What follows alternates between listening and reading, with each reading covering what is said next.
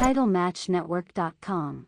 Was it hard for you to pick up the bumps at all, or was that something easy for you? Well, here's the deal. It wasn't hard at all, but when I first began, I was doing the same kind of bumps that everybody do. You know, take a backdrop and hip toss and suplex and give one and do that stuff. But mainly for my size, I was giving more than I was taking, you know. Right. And that was fine when I learned how. And it's odd how that whole thing came about, because as soon as I got my shot to come to the big time and become Hillbilly Jim, they told me to forget all that. Forget that. Hillbillies don't do that. And it's true. You see, I might be getting ahead of you here, but that's where you get into characters, Yep. gimmicks, if you will. I'm going to talk about that coming up. Yeah. I want to talk about some of the earlier territories you worked before you got that. But we'll talk about that in a minute, and then we got to touch on that again, and I'll tell you what all that meant. But okay. Yeah, but I learned all that stuff at first, and actually since I was always into working out and exercising, it was perfect for me. And you know, and another thing that the wrestling business really gave me that situation. Man, what a great situation to be able to be in a business that you're going to get paid for doing something you're going to do anyway, which is work out and stuff.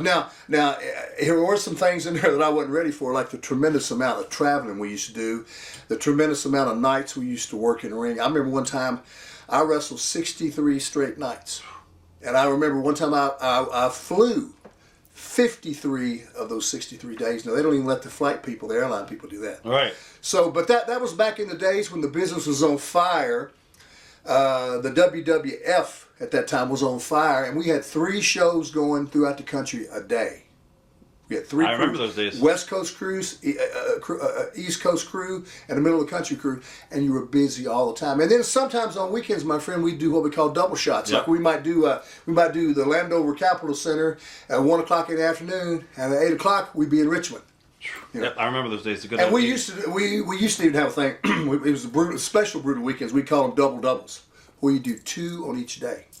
Like for instance, I remember one time we did that exact same thing. We did Landover one day. That evening we did Richmond. The next day we did Toronto, and then that evening we did Cincinnati. Wow. So those were particularly brutal, you know. I can imagine. As far as your first territory, what was your first territory you went into? Was it Memphis or was it Continental? No, the first territory I went into was Calgary. For Stu Hart? Stu Hart. What are your memories of Stu Hart as a promoter? Well, I had broke into business locally in Kentucky, right? I didn't stay long, and they had a real famous guy that used to be up there, who I knew him, Archie the Stomper Goldie, Archie Goldie. Somehow or another, somebody told him about me, and me and Archie talked.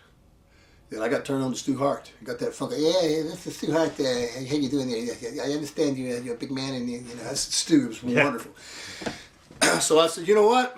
Here it goes. So I bailed out. I went to Calgary, and man, what an eye opener that was. I developed a few lifelong friends there, like Bruce Hart. Brett was just finishing up there and heading to the WWF at that time, you know. Right. And Owen Hart, that time, God rest his soul, was still wrestling in Germany as a young kid, you know. I think Dynamite Kid and Davey Boy Smith, they had broken up there too as well, you know, and they married into the Hart family. I think they had been just coming back from Europe or maybe Japan or somewhere, and were heading to the WWF too. So I was right in there right after they had left. And I was just doing my thing up there in Calgary, and I loved it. It was a while. I learned a lot in Calgary. It was very tough, because that part of Western Canada is a big area, and we travel that stuff. And so I stayed there for a while until it just didn't work out for me, and I had to get out of there. And of course, my mother became ill too, and I came on back home, and I hung around for a while. And that was my first territory. The second one was the Memphis territory. Okay, going back to Stu Hart's promotion, describe the Hart family. Was there any resentment towards Brett or any of the other brothers? Not at that time. I knew all the other brothers, you know, that were alive. The one that passed away, I knew Dean, a thin kind of kid. I think he was living a lot in Hawaii and stuff. But I knew him, and I knew a guy named. As a matter of fact, the house that I lived in, the apartment that I lived in, was owned by Stu's son, Smith. Right. Smith owned the apartment complex, and so I was renting from Smith. You know, and I was doing my thing, and it was great. So I knew all the other guys and the women, you know, the daughters, right. You know, and they were all good. I got along tremendously with the Hart family. I'd go outside, go out to the dungeon, they call it. Yeah. Now, I'd already heard all those world famous stories. Did he stretch you down there? Well, here's the deal. I knew better than to get caught up in that, see, because I'd already heard those world famous stories from guys that had been there. Because a friend of mine in Memphis, Tennessee, who was my tag team partner, he had told me about that before I even went to Memphis. He said, "Oh, you got to watch out for he's Stu Hart." He said, Stu stretch to get you in the dungeon." Well, let me tell you, and I found out something about Stu Hart. Stu Hart had one guy that he loved so much, and he'd carry a picture of this guy, Luther Lindsay, a big black gentleman. I mean, a rough-looking guy. He loved Luther Lindsay because Luther Lindsay stretched him. And Stu was just enamored with him. And they said, if you want to, and his son Bruce told me, he said, "Jim, if you want to get over with Dad, start talking to him about Luther Lindsay." So I'm down in the dungeon. He had some of the Japanese guys working out over there. They were doing all kinds of stuff, and I was in there working out, doing some stuff, and Stu would always like to stretch the big guys. Right. He did Billy Graham. He did a lot of guys, and I was too smart for that. So I buddied right up with Stu, and I said, "Stu," I said, "there's a guy down in the South that I've heard a lot about." I said, "Have you ever heard of a guy named Luther Lindsay?" He said, "Yeah, Luther Lindsay. Oh my God!" Yeah. He actually came undone. He got all nervous. He went in his billfold. Kid you not. Grabbed his billfold. Didn't pull out a picture of his wife Helen. Pulled out a picture of Luther Lindsay. Because he loved Luther. Oh yeah, he's a strong man. Oh yeah. He went into the whole thing. After that, of course, I loved Stu anyway, but we were fast, Right. But I kind of stayed away from that getting stretched thing. I wasn't in for that. I said I don't want to do that. But yeah, it was I wouldn't take nothing from my time, even though it was brief in Calgary. Right. And I developed some nice friends there, and it was quite an experience for me. To get your feet wet, that was one of the territories that a lot of guys went through. And if you didn't get a chance to see the Stampede wrestling crew, that was quite a crew.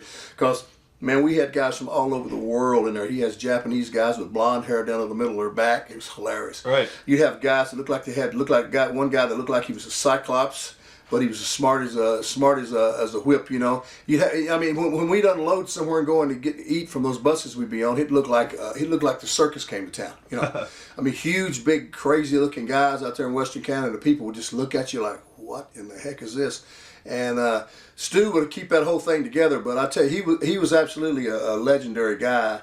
And that promotion, it really broke in a lot of guys that were very big and important to this business. Definitely, there's a lot of guys, some legends. Oh yeah. Now you went down to Memphis. What are your impressions of the Memphis territory, especially with all the travel?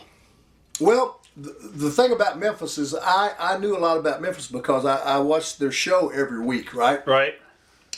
Memphis at that time was pretty much ran by Jerry the King Lawler. Was he Booker at the time when you were there? Yeah, Jerry Lawler and Jerry Jarrett, Jeff Jarrett's father. TitleMatchNetwork.com